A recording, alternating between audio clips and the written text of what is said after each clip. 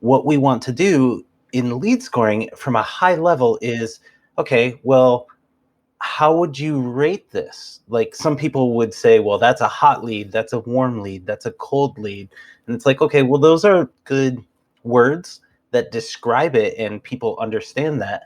But what if you could put math and automation behind that and you could get a lead that has a score of 10 versus a lead that has a score of 150?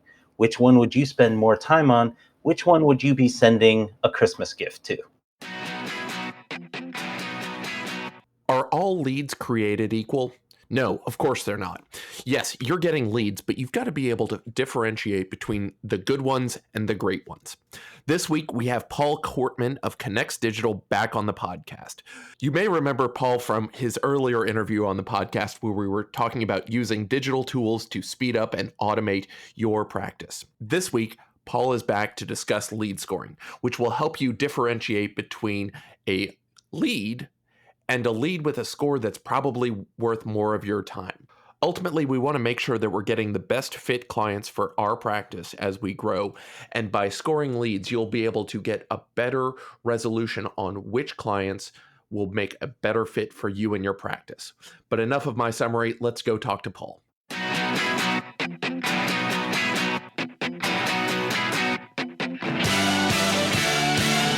I'm John Strohmeyer, and this is the 5-Star Counsel Podcast. The market for legal services is shifting, and lawyers who don't adapt will be left behind. This podcast gives you a competitive edge in today's market by sharing the client service lessons you probably didn't learn in law school or in law practice. Let's start the show. Hey 5-Star listeners, before we start, I want to tell you about our amazing sponsor, Smith AI. Smith AI is a virtual receptionist service for small businesses with a specialty in working with solo and small law firms. I signed up with them within weeks of starting my firm because they are affordable for even the smallest solo practice. Their friendly receptionists respond to potential clients in Spanish or English, screen and schedule new leads, and can even take payments. And now they're answering calls 24 hours a day. So even when you're asleep, they're still working.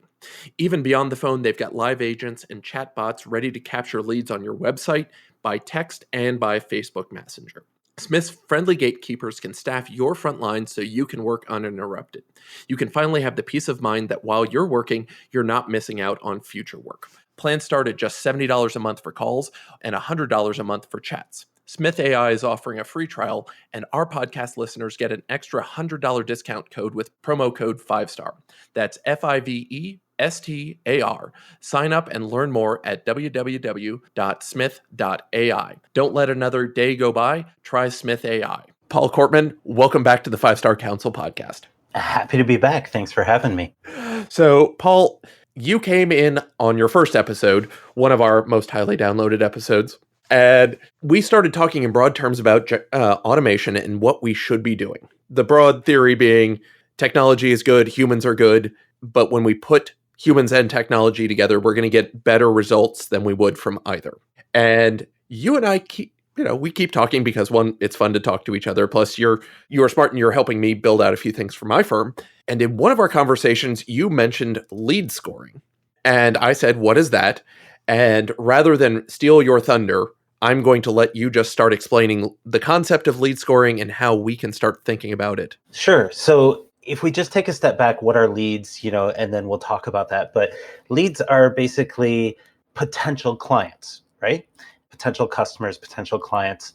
And what we want to do in lead scoring from a high level is, okay, well, how would you rate this? Like some people would say, well, that's a hot lead, that's a warm lead, that's a cold lead. And it's like, okay, well, those are good numbers or good words that describe it and people understand that.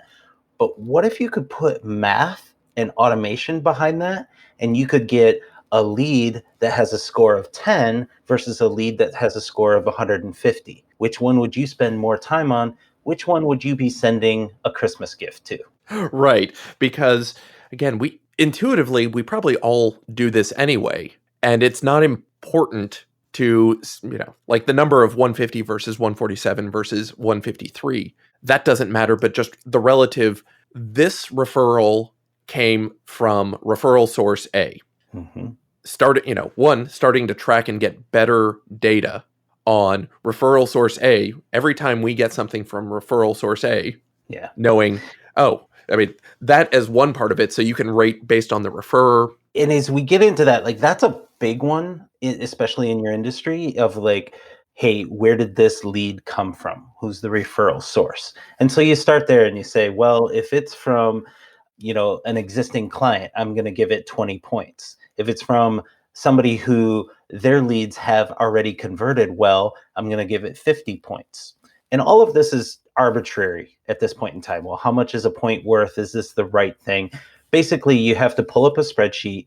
You have to list out what are all the possible variables and think of these as indicators of how hot is this person to be my customer or my client. And you can also do a negative scenario. So negative points. So if you reached out to that person, you sent them an email and it took them 4 days to get back to you, I'm going to subtract 25 points because that's not the kind of lead I want to work with, or whatever the case might be. You can be the judge and say, okay, what are my factors and how do I want to rank this or score this? And that has to be a fluid thing because right now, I'm assuming the folks we're talking to, our listeners here, do not have a lead scoring system. You don't have this automation put in place. So welcome to the real world. 90% of people don't have this. But from the sales and marketing side, this is what we do to make sure that we actually have, if we have limited resources, which we all do. I haven't met somebody yet who doesn't have limited resources, but our time and is limited. And so how much effort should we spend on which leads? And how do you define it as a warm lead until you talk to that person? So what are the things that we can define ahead of time that help you know if you have this list of 5 people and you have a half hour, who are you going to call? Well, this list of 5 people, okay, who referred them to you? And now what we're trying to do in the concept of lead scoring is take the effort of thinking through all of this and asking these questions out of the picture so that there's just a cold number next to that person's name. Different CRMs will have this functionality built into it. As we talk about it, you'll understand that it involves analytics and it involves your email marketing. And so tend to look towards those systems as having that. Mostly what I look at is email marketing. They're really good on lead scoring. And then if you can pull other data and put it in there. So you've got your lead source is a big one. Have they opened your emails? Well, let's start with, are you actually sending a drip email to people that you get referred or that you have leads? And then, what company are they with? Do they have a LinkedIn account? What sort of things matter to you? Are they within your state? Do you already have their cell phone? So like all of these things that matter to you, if you were to assign a number of points to that, and then be able to have your system automatically calculate that. So when you have a half hour to do cold calls or a phone call, you look at those 5 people and there's a number next to each one that would tell you the priority of which one to go after first. So there are a bunch of things. I'm going to jump back a few steps just to make sure I've said this because I thought it was really interesting. One, you said that we need to be fluid on this, but one, it's kind of 2 aspects of being fluid. We're being fluid on the scoring, knowing that we can update and change how we're allocating points as we go along. We're gonna start with essentially no data at a very base level. Any lead works. God bless. I need to feed myself. Get anybody in the door. Then you're kind of going to a digital data on or off. Are they in my practice area? Are they not in my practice area? So kind of the good or bad lead. Then most people top out at warm, hot, cold leads, where you're still essentially it's just a third position on the on off. Yeah, we haven't gotten to fully analog data where you get the nice, variations, much better data. So that's one level of fluidity. The other is the leads score may change over time. And so when they don't respond to emails, when they, we're deprioritizing them. And so you had said, well, which one do you call first? But it could also be who calls this person. If this person drops below score 100, it drops off the owner's radar and goes to the intake person. And it may get to the point where it drops off the intake person and goes to the software just to put them on the email list and just stay in touch. And so when you mentioned outsourcing the brain power, it's outsourcing also the decision of who needs to follow up with these people. If this person is still, over 100, that's in the owner's lap, because it's not, I don't want to use hot, warm, cold, but this is a great lead for us. We want to put a lot into it. And I want to get back to, it's statistically and numerically driven, right? Like, if we can take emotions out of it, a lot of people will say, well, that's a hot lead because they have $1 million behind them. They have a big budget, whatever the case might be. And it's like, no, that doesn't mean that's a hot lead. Look at these other indicators. What are these indicators? So their online behavior, their engagement with you, trying to be able to use those to be able to say, okay, how likely is this person to become a client? Not how likely are they to make me a millionaire, how likely are they to become a client? And then, you can start to tweak that. So we were talking about fluidity there.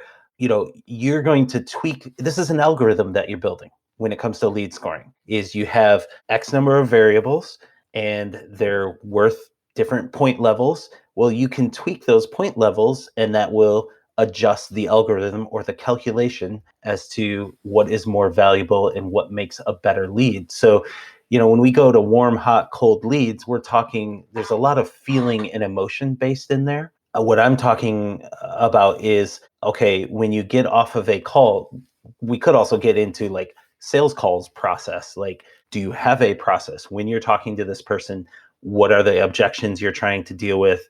And if they list, oh, I have an objection, I have to talk to boss man before I approve this, or I have to talk to my spouse before I approve this, or whatever the case might be, that could be a negative 50 points for this person because they're not the decision maker.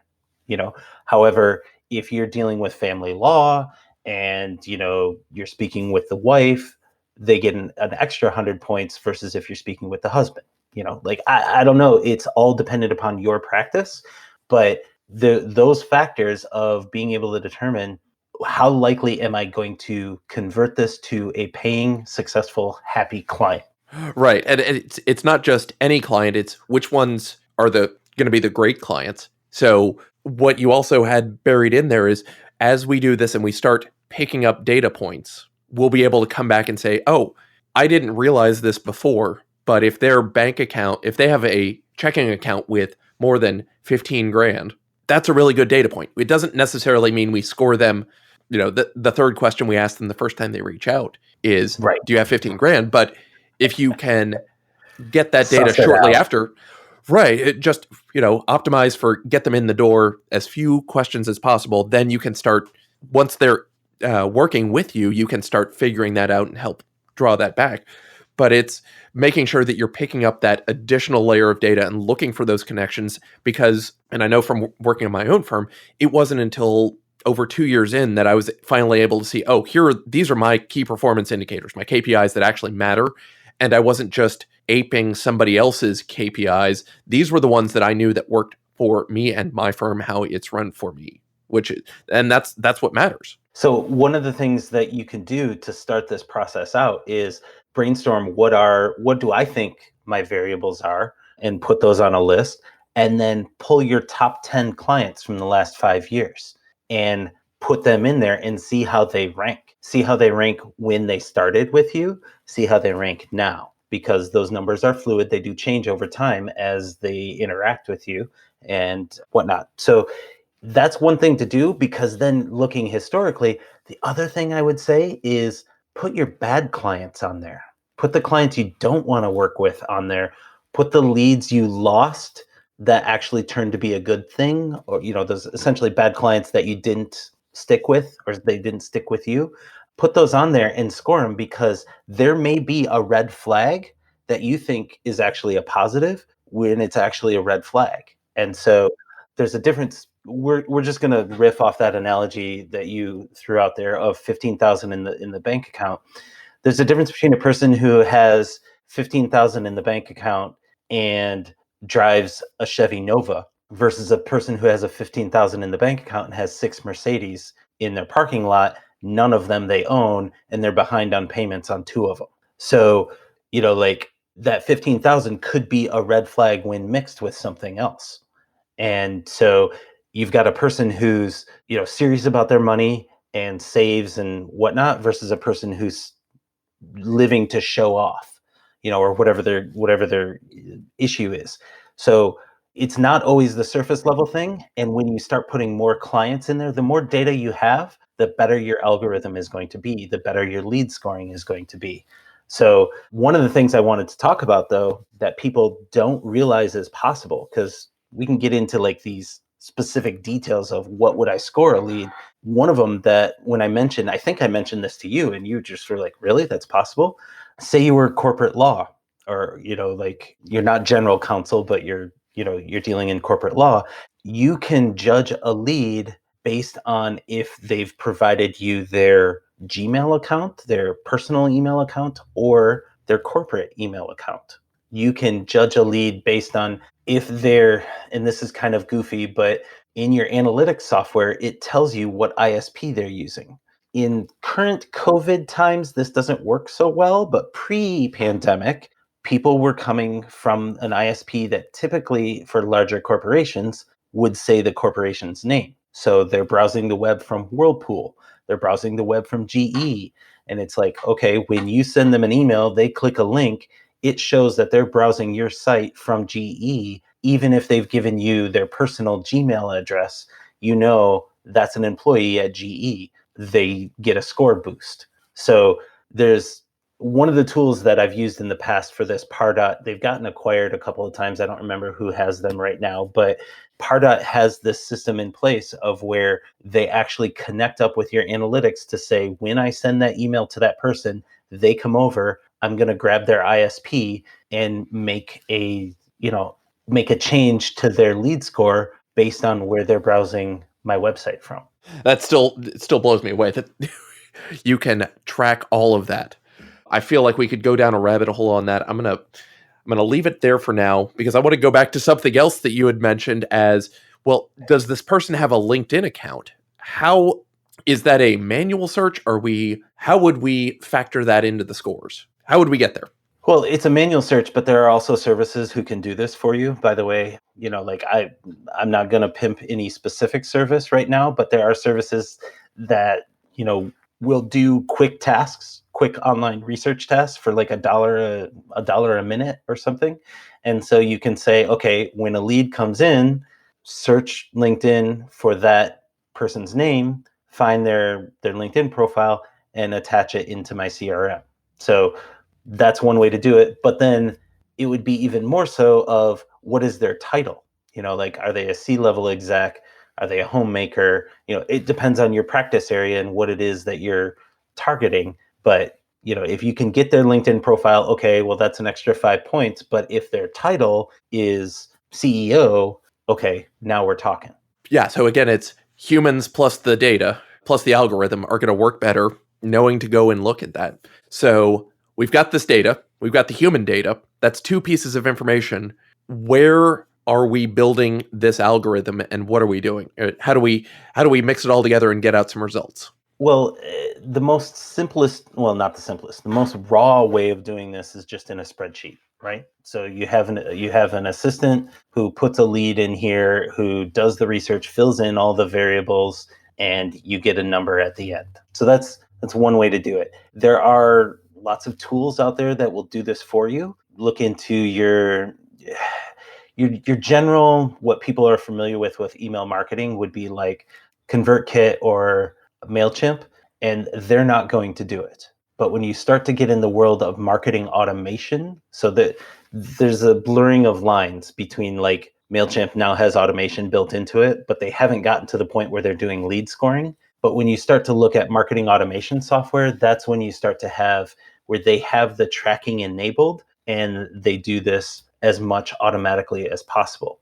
But you could make it really simple and just say, here's my 5 variables that I'm looking at. And I have a VA who goes and collects those 5 variables, drops them into a spreadsheet, grabs that end number and puts it into my CRM for me next to that lead so that I have an idea where we're at with this person. Got it. So when you say marketing automation, I know what those words mean. can you, without pimping any particular software, I mean, that marketing, I know what that is. Automation, I'd think Zapier, but I don't think you mean Zapier. Is this, and you certainly didn't mean ConvertKit. So what are some of the examples of the places we could at least be thinking about? So don't get me wrong. I love I've been banned from MailChimp. I love MailChimp and I love ConvertKit, but I don't like when we're talking this level of, hey, how can I improve my sales process?